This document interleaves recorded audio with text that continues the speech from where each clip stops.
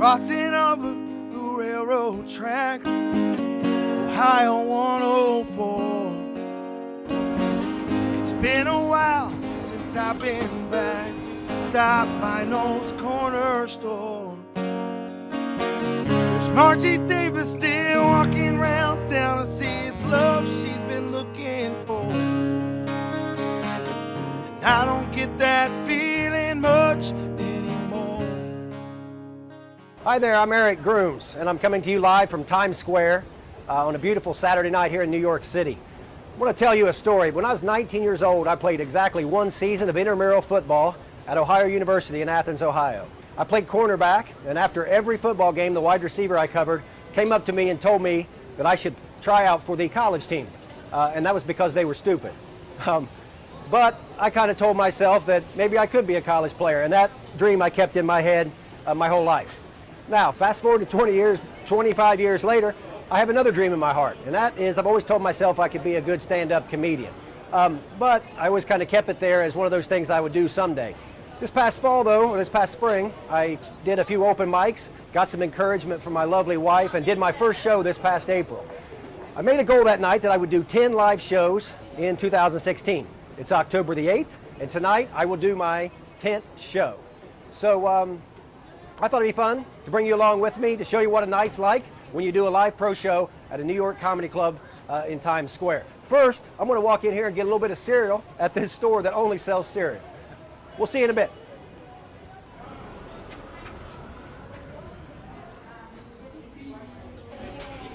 They only take credit cards. So let's walk to the club. I expect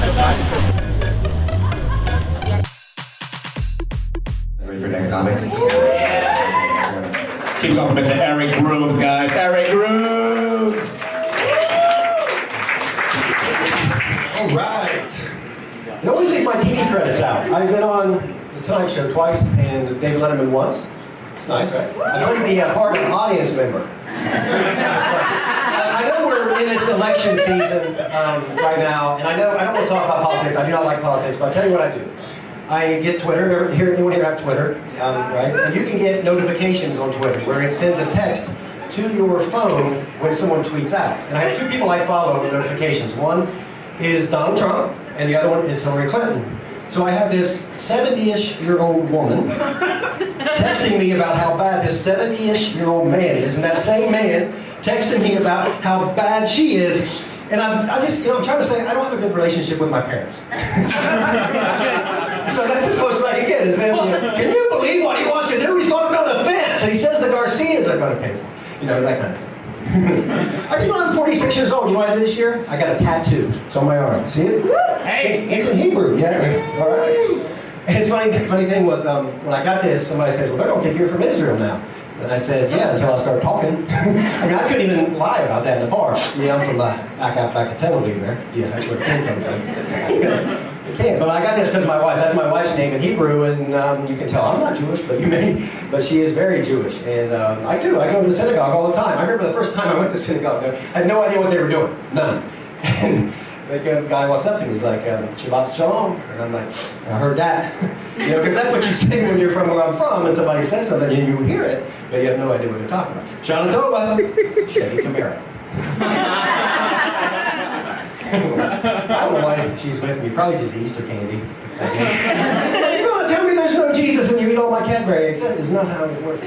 She's a cantor at a synagogue, actually. That's what she does for a living. If you're Jewish, any Jewish people here? Yeah, so you know what a cantor is. If you're not, you have no idea what it is. I'll explain it to you like I explained it to my aunt when I took her back home to meet the family. That was awesome. My aunt, she goes, "What do you do for a living?" And my wife, fiance at the time, said, "I'm a cantor at a synagogue." And my aunt looked at her with that look. She didn't say the words, but it was, "I heard that." And so I said, "She's a song leader at a Jewish church." Right? There's more to it than that. That's basically what it is. I love going back home. I had this accent. I'm not technically from the South. I'm from Ohio, but I'm close enough to the Ohio River and Kentucky to be considered Southern in many parts, and I do have this accent. But I love it. It's fun. Not the brightest group of people in the world where I'm from. I love my mom to death, and if you want to have some fun, go with my mom to an Italian restaurant. Italian. Not Italian. And just let her order. She's going to say what she's going to say, And you just sit back and wait. Hey, Mom, is that Chianti?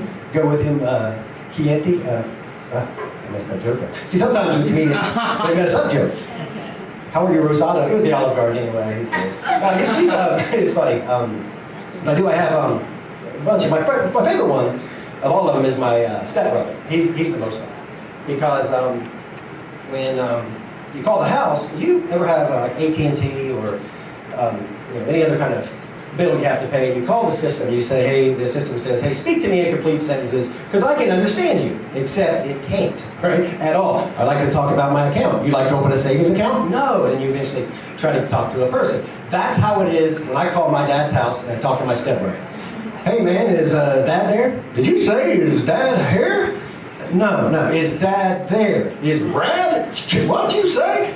Is Dad around? Or Brad Clint? What are you? Representative! I want to talk to a representative! He's funny, because he smokes a little dope, and he, I don't know how much dope he smokes. I don't know if it's a lot or whatever, I don't care. But anyway, you call the house, and he doesn't even finish a cuss word. Hey man, is Dad there? Shoot. You seen Dad? I give my family and people where I'm from a hard time, but I'm no different. I tell you this, when I moved to New York, I had no idea what a bodega was. No idea. I thought it was a racial slur. And I'll tell you why. Give me a little slack here. I was out of salt one night. It was after the grocery stores had closed. And I went up to my neighbor. He was an old white guy from Brooklyn or somewhere. And I'm like, hey, man. I said, you have salt? He said, doctor got me off the salt. So just go across the street there and get it from the bodega. And I thought, well, he's an old white guy. He's probably racist, right? I'm going to benefit the doubt and let him be him, right? But then about a week later, I saw on the news. They said, a bodega was robbed tonight at gunpoint. And I'm like, they said that word on television. After the break, we'll talk to the bodega's owner. He has an owner? I said, oh boy, I can't believe it. Guys, that's my time. You've been great.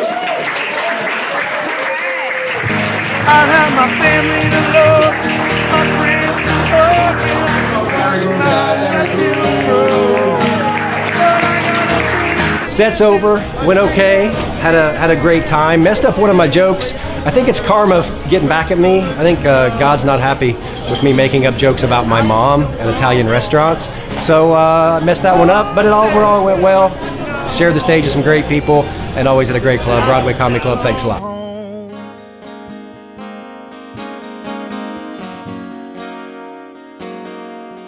I have been speaking a lot, and the one thing I know is when you try to go over it, you want to know the worst thing I ever did sitting in front of people? I was talking in a church, and I was telling this story. The story starts, there was an actor years ago doing a tour of the small cities in England. Only I didn't say that. I said there was an actor doing a tour of the small cities in England in front of 200 people in a church. This is Robert Puncher, funny as can be. Check him out.